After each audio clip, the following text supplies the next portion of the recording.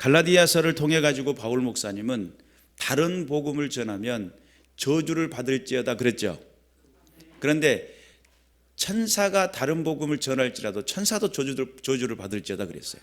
그러니까 바울 목사님이 얼마나 강경한 모습인지, 여러분 저주를 내리면서 그냥 유야무야 대충 우유부단한 그런 모습으로 저주가 선포됐겠어요? 이 저주를 선포할 정도가 됐을 때는 이미 그 마음속에 아주 그냥 강력한 결단의 의지가 있었겠죠. 그리고 또한 갈라디아 교회 안에서의 문제가 있었다고 한다면 혼합이었습니다. 혼합. 예수 그리스도를 통해 믿음을 통해 구원받는 것과 그리고 또한 율법을 통해 가지고 함께 되어지는 것들을 같이 혼합해 가지고 구원은 그렇게 되는 거야 라고 했어요.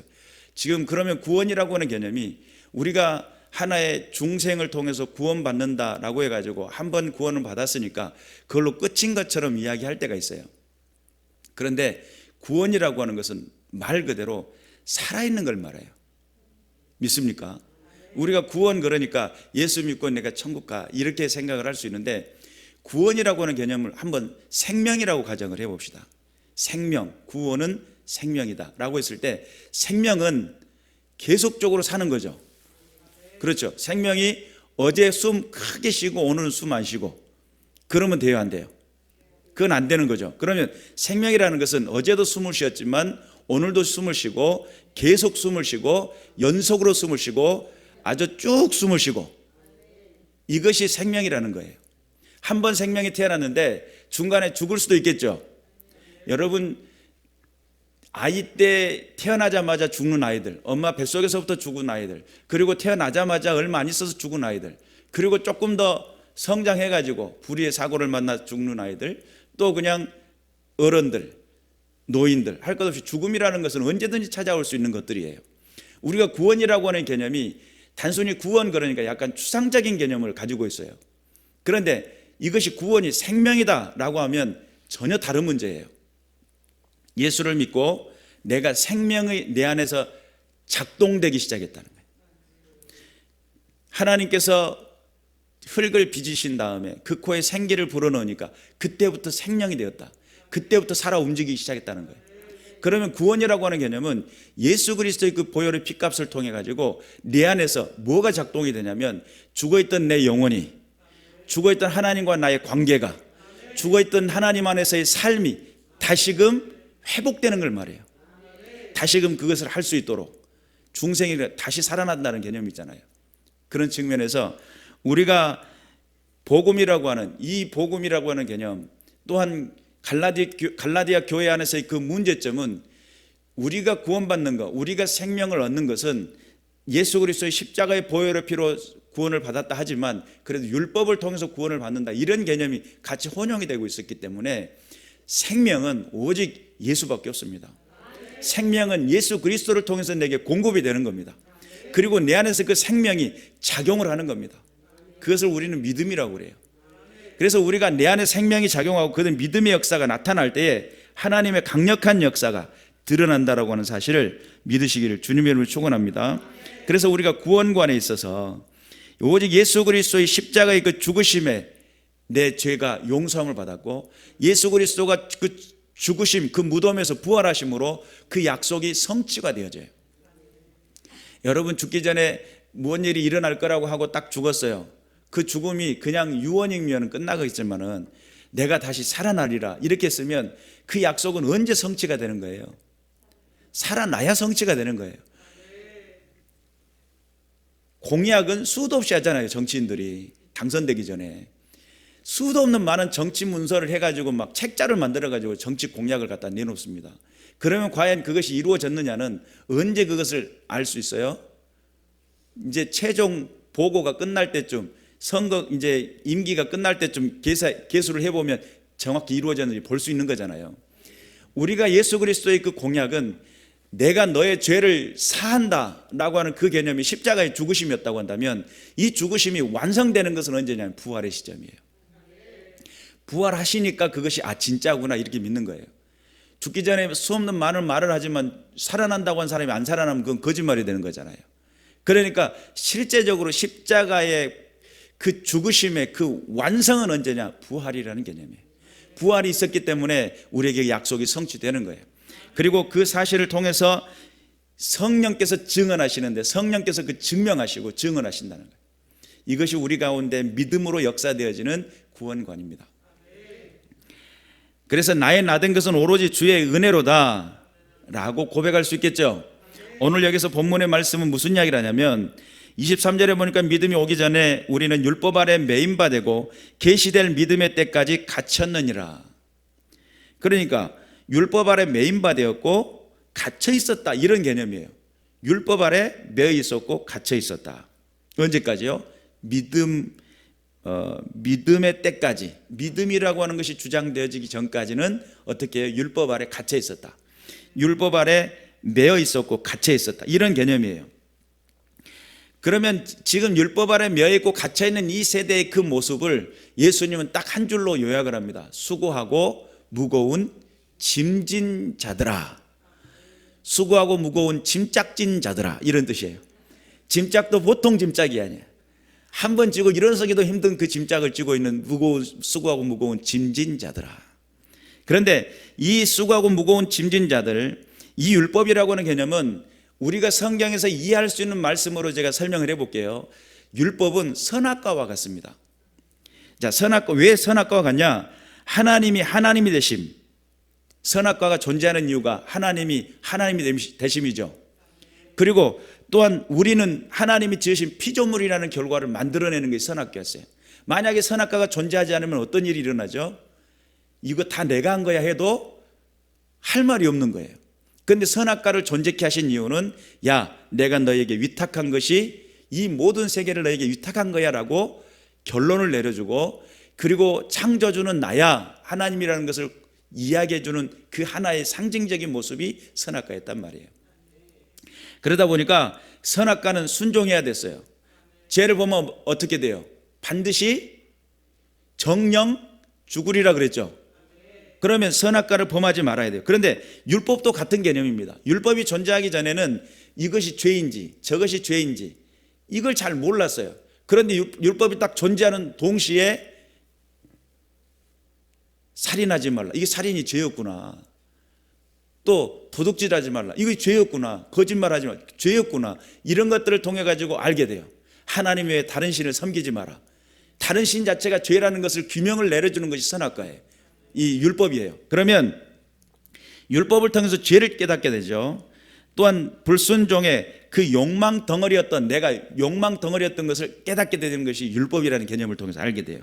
율법의 행위로서는 구원을 얻을 육체가 없다라는 그 개념을 이해하는 그 과정 중에 그 율법을 통해 가지고 하나의 보여주는 이해가 됩니다. 그리고 또한 의인은 없나니 하나도 없다라고 하는 그 결론을 만들어내는데, 율법이라는 그 존재가, 율법이 존재하는 것과 동시에 내가 죄인이구나라는 것을 깨닫게 돼요. 그리고 또한 하나님 앞에서 우리의 의지의 연약함을 깨닫게 해요. 너무 연약하고 나약하구나, 이런 걸 깨닫게 돼요. 그래서 자녀된 삶이라고 하는 그 개념 속에 이렇게 살아라고 하는 여러 가지 많은 것들을 율법을 통해 주시는데, 결국은 이것이 율법이 스스로가 하나님 안에서의 삶을 결단하고 살려고 노력하다 보니까 엄청난 내 의지가 필요하고 엄청난 수고가 필요하며 엄청난 짐짝 같은 짐을 지고 있는 것이 율법이었다는 결론에 도달하게 됩니다.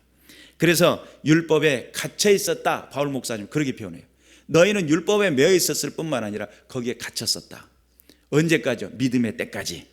오늘 여기 본문에서는 무슨 이야기를 하냐면 24절에 보니까 이같이 율법이 우리를 그리스도께로 인도하는 초등 교사가 되어 우리로 하여금 믿음으로 말미암아 의롭다함을 얻게 하려 함이라. 율법이 우리를 그리스도께로 인도하는 초등 교사가 되어,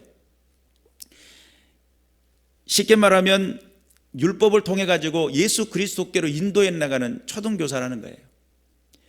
학교를 보내기 위해서 부모가 옆에서 아이를 데리고 가요. 그리고는 선생님한테 인도를 딱 마치고 가요.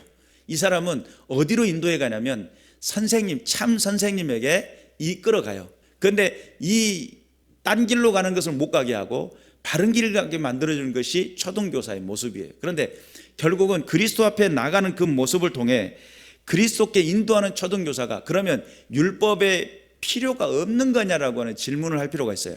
매어 있었고 갇혀 있으니까. 아닙니다. 율법은 반드시 필요합니다.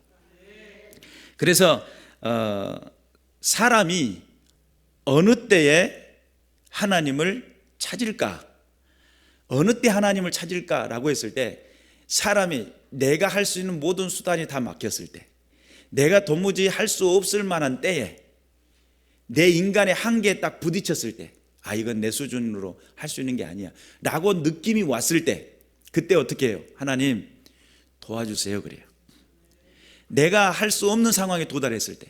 그런데 도와주세요를 빨리 못하는 이유는 아직 가능성이 있으니까, 내가 할 수도 있고 내가 충분히 할 수 있을 것 같으니까 이게 말이 잘 안 떨어지는 거예요. 도와주세요라는 말이 잘 안 떨어져요.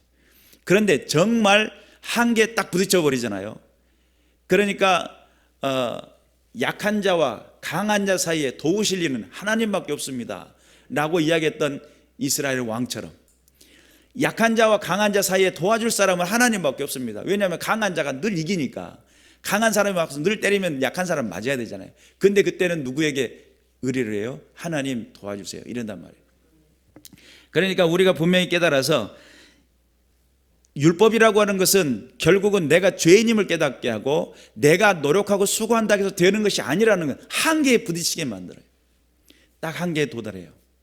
아무리 해도 끝이 안 보이는 그 율법의 짐은 내가 죽음의 숟가락을, 내 밥 숟가락을 놓을 때에 그것이 끝나는 거예요. 그러니까 끝없는 수고하고 무거운 짐이었어요. 그런데 내 짐은 쉽고 가볍다, 내게로 와라 그러잖아요.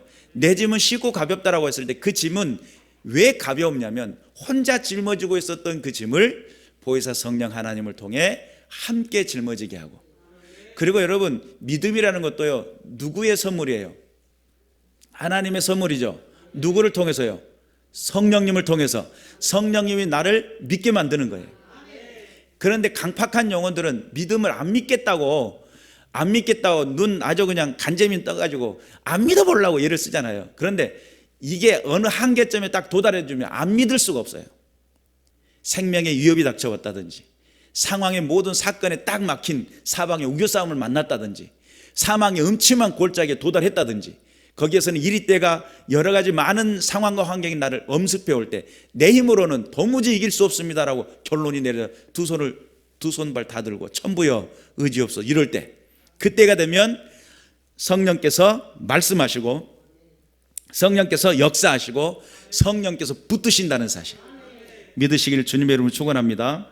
그런 상황 속에 율법이라고 하는 것은 우리의 삶의 현장 속에, 내 인생 내 자체 내가 죄악 덩어리였구나 라고 하는 것을 깨닫게 해주고, 결국은 누구 앞에? 그리스도께 인도한다는데, 그리스도는 어떤 분이시냐면, 그리스도는 우리가 어떤 죄를 범했을지라도, 어떠한 상황에 처했을지라도 주 예수 이름을 부르는 자들에게는 구원을 주시는 분이시죠.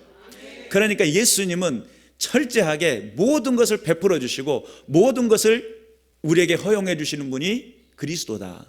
그래, 율법의 짐을 지고 있었던 사람들이 예수 그리스도를 보면 어떻게 되겠어요? 이거 너무 쉽게 얻는 거 아니야? 이런 생각을 가질 수 있겠죠. 율법의 몸에 길들여져 있었기 때문에 자기가 이렇게 삶을 살고 이렇게 행동을 해왔던 자기가 예수 그리스도를 믿기만 하면 된대요. 너무 쉬운 거 아니야? 그 정도면 다 하겠네. 그럴 수 있는 것일 수도 있고 안 그럴 수도 있는 것일 수도 있습니다. 우리가 분명히 깨달아야 돼요. 그래서 사람이라고 하는 존재는 철저하게 하나님 안에서 인간의 한계에 딱 부딪혔을 때 그 부딪힘의 그 정도는 개인차가 달라요. 어떤 사람은 죽게 생겼는데도 끝까지 강팍해가지고요, 하나님을 부르지도 않고요, 하나님을 찾지도 않고요. 성경에는 하나님께 부르짖지 않고 기도하지 않고 찾지 않는 자들을 멸해버리시겠다고 예언서에는 그렇게 이야기를 하거든요. 제가 요즘 신학교 가가지고 예언서를 강의를 하고 있으니까, 그 가운데서 찾지도 않고 구하지도 않고 의지하지 않는 그들을 멸해버릴 것이다, 이렇게 이제 성경에서는 기록하고 있어요. 강팍한 영혼은 그 강팍함 때문에 요한계시록에서도 보니까 황충이 와가지고 물어버리니까요, 그 아픔과 그 고통을 안고 죽지는 못하고 오히려 더 강팍해져가지고 하나님을 원망했더라 이래요. 그러니까 하나님을 한계에 부딪히면 나오는 사람이 있는가 하면, 한계에 부딪히면 그것 때문에 더 오기를 쓰는 사람이 있어요. 여러분, 우리가 하나님 안에서 우리의 마음을 하나님 앞에 열어놓고 하나님이 기뻐하시는 자리로 나갈 수 있는 믿음의 군사들이 되어야 될 줄로 믿습니다. 하나님 지금도 살아계시죠? 지금도 역사하시죠? 그래서 너희가 믿음이 온 후로는 우리가 초등교사 아래 있지 아니하도다. 율법 아래에 있어서 그냥 그렇게 따라가던 그리스도를 딱 만나고 나니까 율법에서 벗어날 수 있는 힘이구나, 믿음이 힘이구나, 믿음이 능력이구나, 믿음이 생명이었구나 라고 하는 것을 깨닫게 돼요. 예수 그리스도 안에서의 나 자유 얻었네, 너 자유 얻었네, 우리 자유 얻었네 라고 하는 이 노래와 찬송이 이해가 되는. 그리고 난 다음에 26절에 보니까 너희가 다 믿음으로 말미암아 그리스도 예수 안에서 하나님의 아들이 되었으니, 믿음으로 말미암아 예수 그리스도 안에서 하나님의 아들이 되었대요. 그러니까 율법은 내가 의무를 깨달았다고 한다. 믿음은 하나님의 능력을 보게 돼요. 하나님의 생명을 보게 돼요.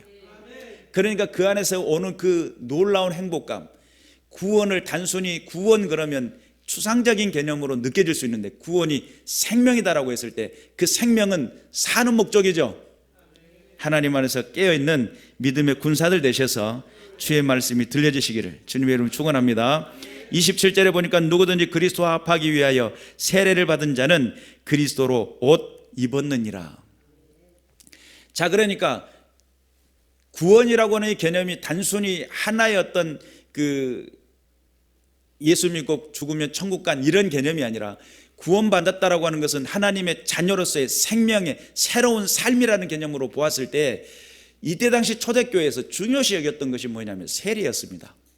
요한의 세례가 시작이 되었고, 예수 그리스도를 통해 가지고 믿은 백성들, 초대교회 때는 이 세례라는 개념이 곧 내가 이제는 예수를 믿겠습니다라고 하는 공동체 안에서의 고백이었어요.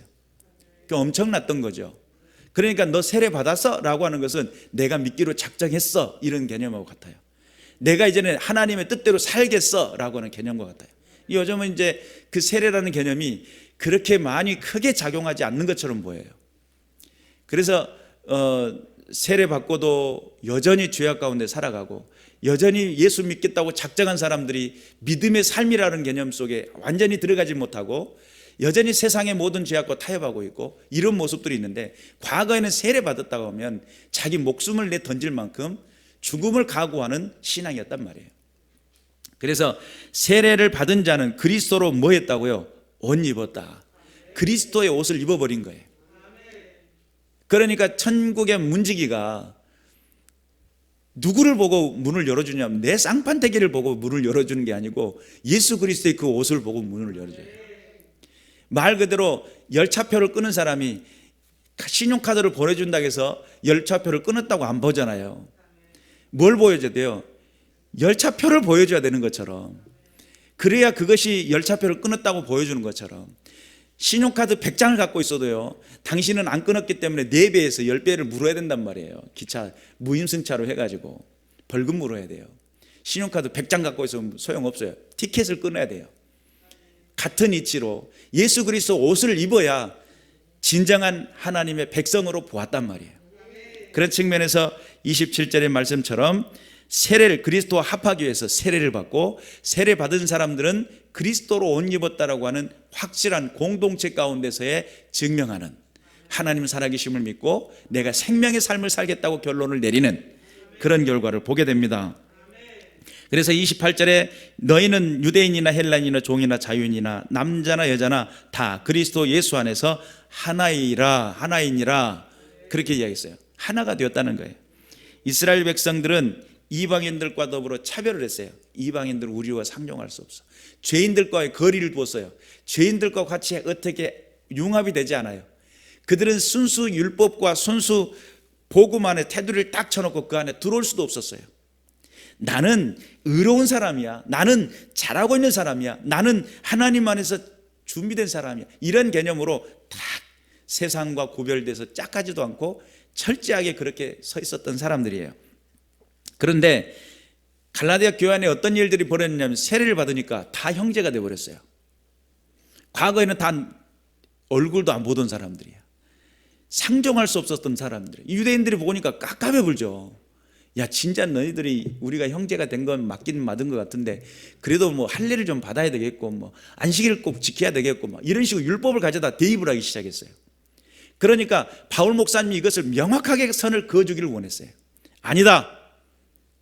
예수 그리스도로 옷 입은 사람들은 유대인이나 헬라인이나 종이나 자유인이나 남자나 여자나 다 그리스도 예수 안에서 뭐라고요? 하나다라는 거야. 너도 똑같고 너도 똑같아, 이런 뜻이에요. 그런 측면에서 선민 사상을 가지고 있었던 그들에게는 복음이라고 하는 것이 엄청 불편했어요. 안 보고 싶은 사람 안 보면 좋겠는데 굳이 봐야 된대요. 싫은 사람은 싫은 내색을 확 해줬으면 좋겠는데 그러면 또 안 된대요. 확 집어 뜯어보고 싶은데 뜯어버려도 안 된대요. 하나가 돼야 되고 예수 그리스도 안에서 은혜를 입었으니까 그 은혜를 나눠야 된대요. 이게 복음이라는 거예요. 그러니까 선민 사상 속에 젖어 있었던 그들에게는 얼마나 불편했겠어요. 그런데 이 복음이 정확하게 정립이 되지 않으면 예수 그리스도의 복음의 십자가의 그 은혜가 혼용이 돼버리고 혼합돼 버리면 진정한 순수 복음, 나를 살게 하시는 그 생명의 복음, 그 십자가의 보혈의 복음, 이것이 흐리흐리해져 버리니까 이 문제 심각한 거잖아요. 그래 바울 목사님이 얼마나 화가 났겠어요. 다른 복음을 전하면 이런 거예요. 어쩐다고요? 소수를 받을 자다. 화가 막 머리까지 난 거예요. 이걸 그냥 어떻게 해요? 혼용이 되면 안 된다는 거예요. 순수 복음을 혼탁시키지 말라는 거예요. 그런 측면에서 보니까 하나님의 말씀이 이해가 되고 깨달을 수 있는 겁니다. 29절에 보니까 너희가 그리스도의 것이면 곧 아브라함의 자손이 약속대로 유업을 이을 자니라. 그러니까 사람이라고 하는 존재는 기껏해야 60% 물이고 나머지는 고용물이에요. 그냥 뭐 철, 유황, 인 이런 것들 막 섞여 있는 것들이야. 우리가 살아있는 것 자체가요, 존재하고 숨쉬고 생각하고 계획하고 구상하고 할 수 있는 것 자체가 신기한 일이야. 여러분 믿으세요. 그냥 믿음처럼 불확실한 게 어딨냐고요. 과학은 믿을 수 있을 것 같습니까? 과학의 근본으로 들어가 보면요, 진짜 얼척없습니다. 단세포가 다세포가 되고 다세포가 진화가 되어 사람으로 됐다는 거예요. 단세포는 어디서 나왔냐 질문하니까 그것을 이제 고민하다가 빅뱅의 이론을 이제 든 거예요. 거대한 폭발력에 의해서 고온과 고압과 완벽한 그 힘에 의해서 유기물이 생겼다는 거예요. 지금까지 무기물이었는데. 그리고 과학이라는 것이 엄청 그냥 막 합리적이고 뭔가 있을 것 같지만 결국은 그들도 믿음이에요. 뭔가가 단세포가 생겼을 거라는 믿음이 있습니다. 이런 거예요, 실질적으로. 그리고 여러분들은 뭘 믿느냐 말이에요. 하나님 살아계심을 믿죠. 여러분 사람이라고 하는 이 존재가 DNA 하나 분석을 해도 엄청난 분량의 데이터가 나오는데 사람이라는 존재 하나를 이해하는 것도 어려워요. 실은 지금 개놈 프로젝트라든지 유전공학을 통해 가지고 사람을 데이터화시키고 복제인간을 만들어내고 막 이런 것까지 막 가려고 애를 쓰고 노력하고 있습니다. 과학이라는 것이 합리적이고 엄청나게 수리적으로 딱 떨어지는 그런 학문처럼 보이지만 실질적으로 그 내면의 깊은 바닥 속으로 들어가 보면 다 믿을 수 없는, 믿어야만 가능한 것들밖에 없어요.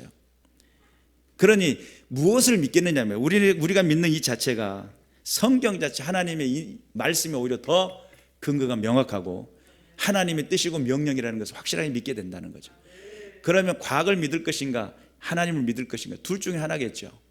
우리 안에서 분명한 믿음이 생겨나시길 바라고 오늘 여기서 그리스도의 것 하나님의 예수 그리스도의 소유가 되어버리는 이것이 아브라함의 자손이요 약속된 유업을 받을 아브라함의 자손이 되는 약속의 유업을 받게 되는 그리스도의 소유가 되는 은혜가 저와 여러분에 있다는 사실을 믿으시기를 주님의 이름으로 축원합니다.